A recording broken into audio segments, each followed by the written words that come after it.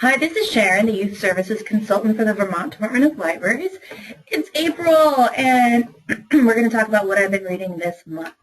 This month has been a little slower. I was sick, and DCF is over, so it's a little less crazy than it has been the last couple of months. But I did read a couple of really cool things, so I wanted to tell you about them. This is my library thing page here. If it doesn't look familiar to you, there is an instruction video on the website. You can get to the website by going to libraries.vermont.gov, clicking on Services for Vermont Libraries, and then from there you can click on Children and Teen either here on the side or in the middle. And then from there you can get to a lot of different information. The one you want right now is Resources for Children's Services. And then you can choose collection development or programming. We want collection development right now.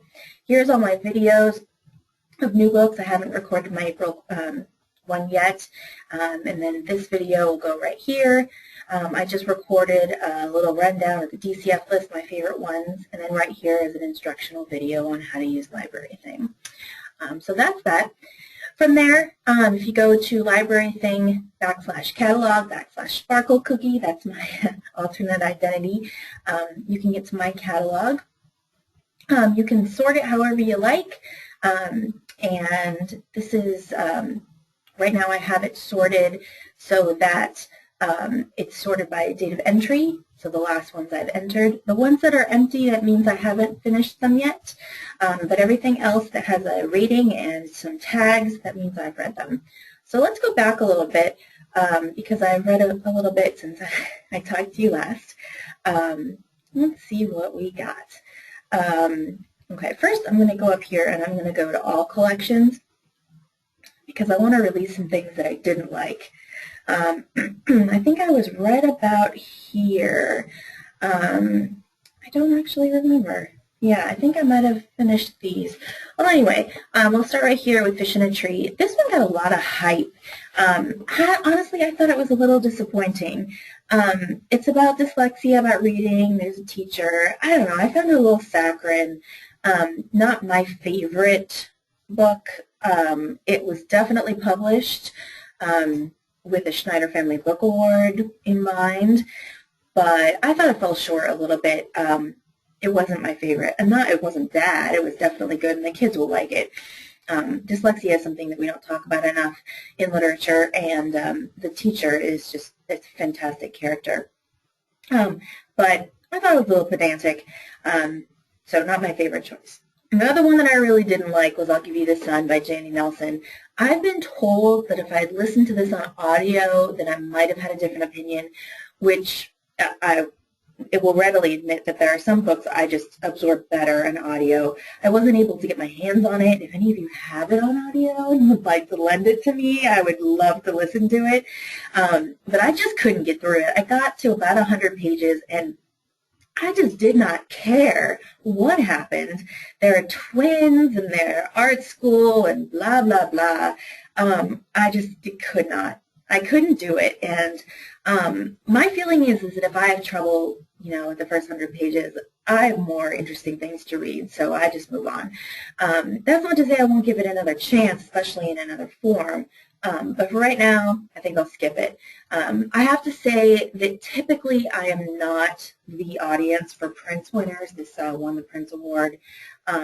Prince winners in the last few years have just not been my cup of tea. They're a little too esoteric, I think is the word.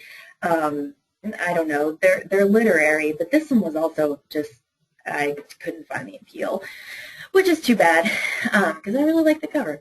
All right, moving on to things that I did like. The War That Saved My Life. I loved this book. I am a huge historical fiction fan, so this played right into my wheelhouse, but I really liked this book. The cover is a little meh, but, that's okay. So here's the Amazon page so you can see the picture a little bit better. Over here you'll see my my links, helps me remember exactly what it was about. So it takes place in World War II, and it's about a girl who lives in England, and what happens, it's similar to oh man, what's the Catherine Patterson book? You'll know what I'm talking about, the one about the kids that are during the union strike that move up to Vermont. It's a similar type story where war is happening and this little girl and her brother are shipped away because there's just too much violence, and they're concerned that Hitler is going to bomb England, and rightly so. And it happens that this girl was born with a lame foot. Now, I can't tell if she had polio or what, but anyway, she's considered to be an abomination. Her mother is emotionally abusive of her. It's pretty horrifying.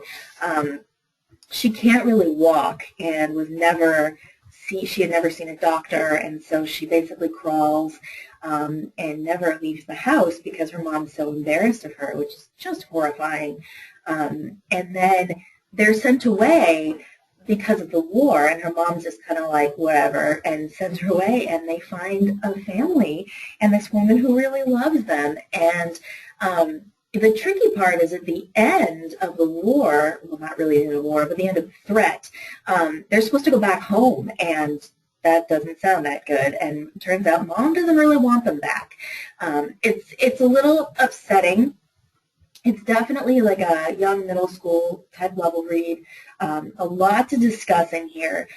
Everything from what is a family to emotional abuse is an enormous topic in this book, to disabilities and how you get around, and what does it mean to be mobile, and what does it mean to be confined to your house. It's pretty terrifying.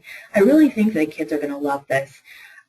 It brings the brutality of the war down to a level they can really understand. And I don't know, I as a kid always loved these kinds of stories, and the kids in my libraries have always loved these kinds of stories about kids who have to deal with strife. So I think this is a good one, especially if you're looking for historical fiction. All right, a little older historical fiction, Audacity. I picked this one up because I thought it was about the Triangle Shirtwaist Factory fire, and it's more about the unions than it is about the fire. I love this part of history. I really do. But this book is written in poetry. It's not the best poetry I've ever read, but it's good. If you have kids who are reluctant readers or who just like these books that are written in verse, definitely give this one a try.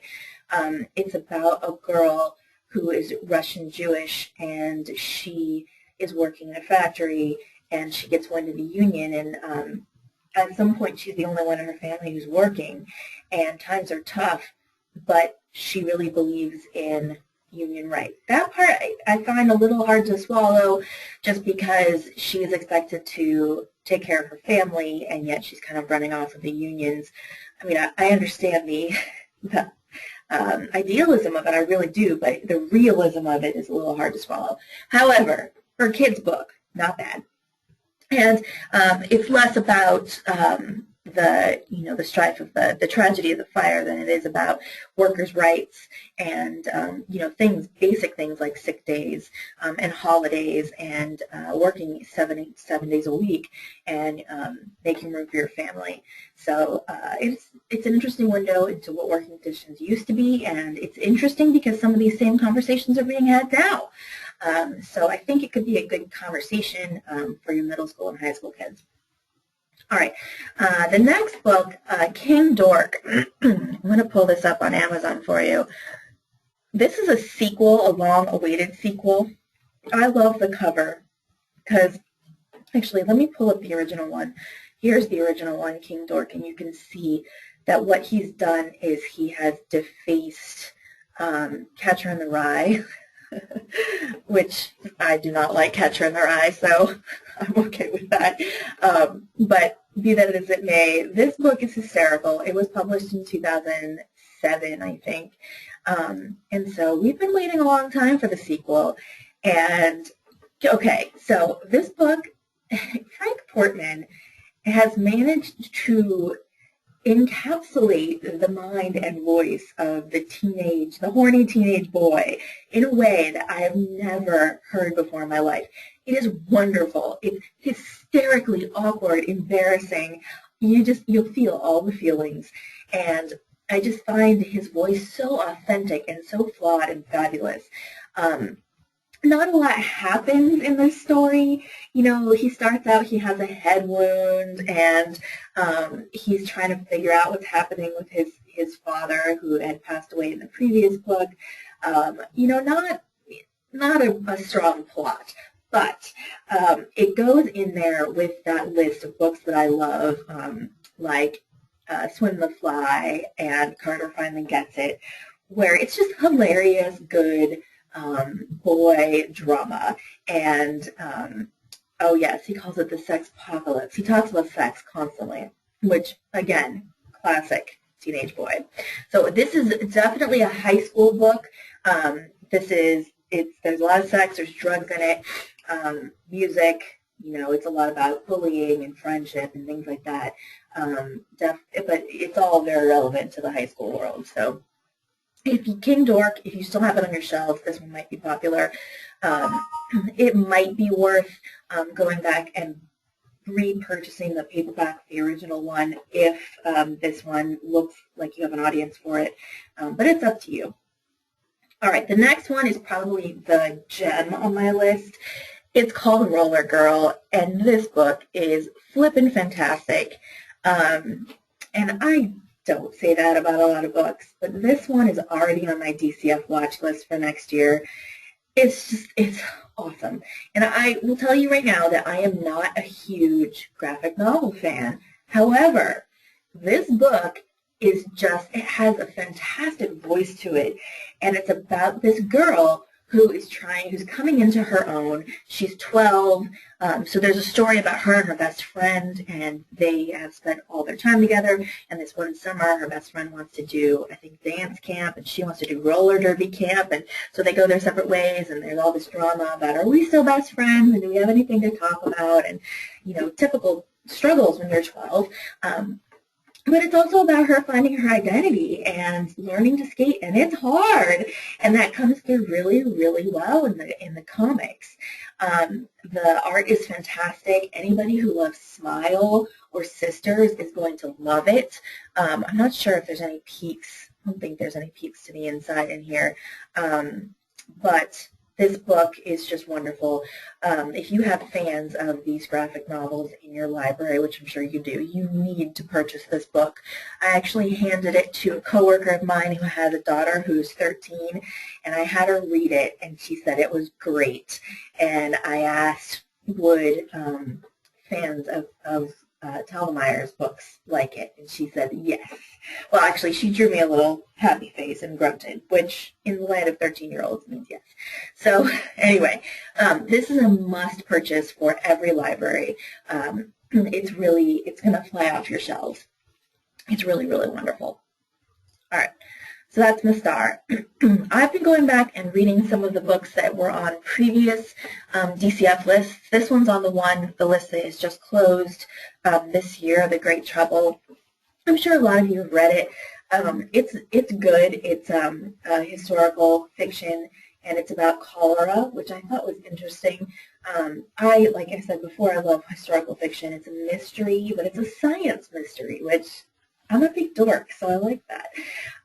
So this boy is, you know, living on the streets, and he befriends this doctor who's trying to figure out how people get sick. And he has this theory that cholera is being spread by water, which, as you know, is true. And so it's about how they tested it and tried to figure out how people were getting sick. And this little boy, his nickname is Eel, and he helps try to track this because he's a street kid. He knows everybody, and he knows the city inside and out, and so he knows the wells and why people go to certain wells and why people go to certain other ones and what's happening and what could possibly be causing people to get sick. So it has this interesting mix of science and history, and it's a good adventure. It's a little hard to get into, so I think if you don't have a strong reader on your hands, it might be a tough sell, but you know, if you have the historical fiction fans, I think this could be a good one to buy. All right, what else I have? Listen Slowly. I love her other book, which is called Inside Out and Back Again. Inside Out and Back Again is written in verse, and it's one of the best books I've ever read written in verse. It's wonderful.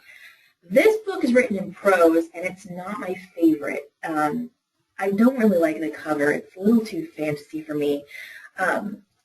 I do have to say that the poetic quality comes out in the story. Every character is completely fleshed out and hilariously quirky. It takes place in Vietnam, and the landscape just comes alive. Everything that she eats and smells and sees just jumps right off the page. The storyline is a little strange, I have to say. So it's about a girl who's 12, and her family's from Vietnam. Her father is doing some sort of missionary work, and so he takes her and her grandmother to Vietnam. Her grandmother is looking for closure for her grandfather's death. He died during the Vietnam War, and there's some rumor that he's still alive, and I'm not really sure. I had a lot of trouble with this book, mostly, I suspect, because of the language. It bounces around between kind of Vietnamese, English, French, and like a lot of phonetic spelling. And my brain just doesn't work that way.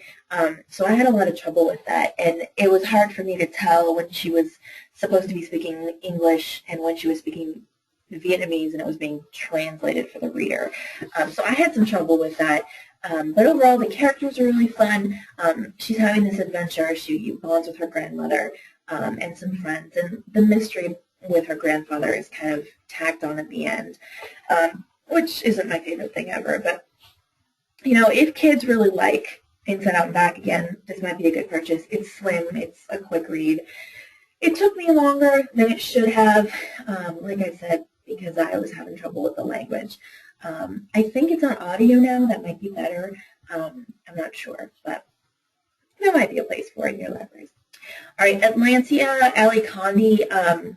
This one had been on my list for a while. I really liked Match, just very popular series, probably is in your library too. This book was just okay.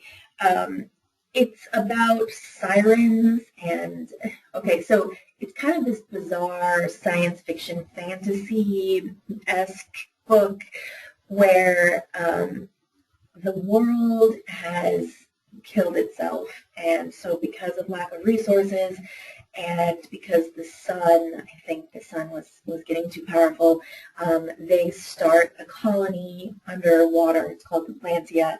And some people say on land, and some people go to Atlantia, and each society thinks it's better than the other, which is fascinating, actually. But this is about a girl who lives in Atlantia, and what happens is that you can choose to go to the surface and work. It's kind of like being a missionary, and her twin sister does. And once you choose to do that, you can never come back. And so it's about these twins that are trying to find each other again. And the twin finds out she's a siren, and there's all sorts of weird mythology with that. And her mother was some sort of priestess, and I don't know. I found the mythology a little convoluted. The sociology of the society and why they broke off, and the religion of, you know, which society is better than the other. And when she does finally make it to the surface, it's fascinating because then she gets to see the flip side. However, I don't think it has a lot of teen appeal. I think it's going to be a tough sell for kids.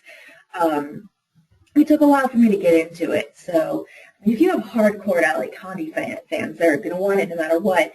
And if you have big fantasy fans, they might pick it up. But this one was just okay. The Madman's Daughter was really wonderful. And, you know, I did not expect it to be as wonderful as it is. It's on the current GMBA list, the one that's being voted on right now. And so I figured I'd pick it up. And it started out a little strange. It takes place in England in the 1800s, and this girl is kind of lost, and she doesn't have a family, and she's kind of has a bad reputation because she's living on the streets, so she's not part of society. And she has this mysterious father who she thought was dead. She finds out he's not really dead, and he was this kind of mad scientist. And so she doesn't have anywhere to go, so she hops on a ship and goes and finds him on this mysterious island where he's doing experiments. Well, we come to find out that he is actually experimenting with animals and human DNA and trying to turn them into these monsters. And this is weird Dr. Jekyll and Mr. Hyde kind of thing going on. And there are a couple of twists in this story that will freak you out. It's pretty incredible. So one of the servants in her old house is there with her father, and he's actually now a scientist who's helping, and so it becomes this question of who's actually in charge and whose idea is it, and who's at fault, and the morality of creating these creatures. And of course the creatures get out, and of course they do, and they try to kill her and everybody else, of course they do. And meanwhile, she falls in love with one of the scientists. Of course she does. And it's very gothic suspense. If I agree with the review on Amazon, the fans of Liva Bray, Liva Bray is gothic stuff, so The Great and Terrible Beauty will like this. But also I think anybody who likes that kind of edgy Dr. Jekyll and Mr. Hyde kind of thing will like this. So it's more than just, the cover's pretty bad, because I don't know, this would really appeal to boys if it had a better cover, because it's all about monsters and, you know, who's human and who's not. And she has diabetes, but you come to find out that that's for other reasons. She's been experimented on by her father, and it's crazy. And at the end, I was dying. I was actually late to a meeting because I had to finish this book because I needed to know how it ended. Oh my gosh, I'm getting stressed out just remembering it. Okay, Hero, Sarah Lean. Now, okay, I have to say I love Sarah Lean. I really, really do.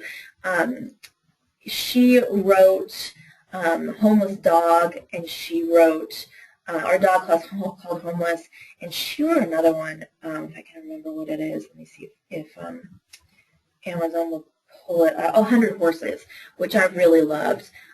This book, however, really fell short for me. It's about a boy who lives in kind of a fantasy world. He likes Greek myth, he likes hero legends, and he lives in his own little fantasy world. He has a best friend who's also kind of an outcast, and they have adventures together. And that's great, and he's friends with a neighbor who has a dog. He has trouble getting around, so he walks the dog, and he's one of his gladiators, and it's all good. And then something happens at school, and this is where it gets weird. So he's a little Joey Pigza-ish, where he can't really control himself. And so he's giving a presentation in school, and he has a little crazy, I don't know, excitement attack, and he accidentally trips the teacher. And the other students think that he did it on purpose, or the popular bully kid does. And so they call him their hero, which is ridiculous. And so they start treating him like a hero, and now he's one of the popular kids and whatever. And so he starts acting a little stupidly and following them around, and they start traumatizing people in the neighborhood, which is not cool. So that's the first thing that happens that's strange. And then what happens is that there's a meteor coming to Earth, and that you can see that on the cover. And it actually hits his town, of course it does, and there's a huge sinkhole in the town. And the dog that he's supposed to be taking care of gets lost, and he's convinced he's in the hole, but the police and the workers won't let him in there because it's dangerous. Of course it is. But then he decides to be a hero, and he goes into the sinkhole to get the dog. I'm sorry, I have a huge problem with that. This kid is like 10 years old, and he escapes from home in the middle of the night and crawls into an unstable structure that he's been told not to go into. The police have all barricaded, and he tries to get the dog out. And he does, of course, get the dog out just before the building collapses. And it's all great, and I understand. I love dogs. But I have a huge problem with a 10-year-old defying every adult in the story and doing something unbelievably stupid that could have gotten him killed. I don't find that heroic at all. So, yeah, I'm not a fan of this book. I'm kind of disappointed in Sarah Lee for this one. So, but we won't hold it against her. Everyone has a bad book every once in a while. Anyway, it's possible that I'm a little too sensitive to this. I can get on my soapbox. So anyway, that's where I am right now. Right now I am reading all of the answers and Afterworlds. Both are really promising right now. So I will let you know about those in May. Or you can keep track of them by looking at my library thing page and keeping track of what I'm reading. I'm totally happy to share. If you ever have any questions, I'm happy to talk to you about that anytime. So I hope that this has been helpful for you. If you have questions, comments, concerns, just let me know, things that I should be reading. I'm happy to entertain, and I hope to talk to you soon. Bye.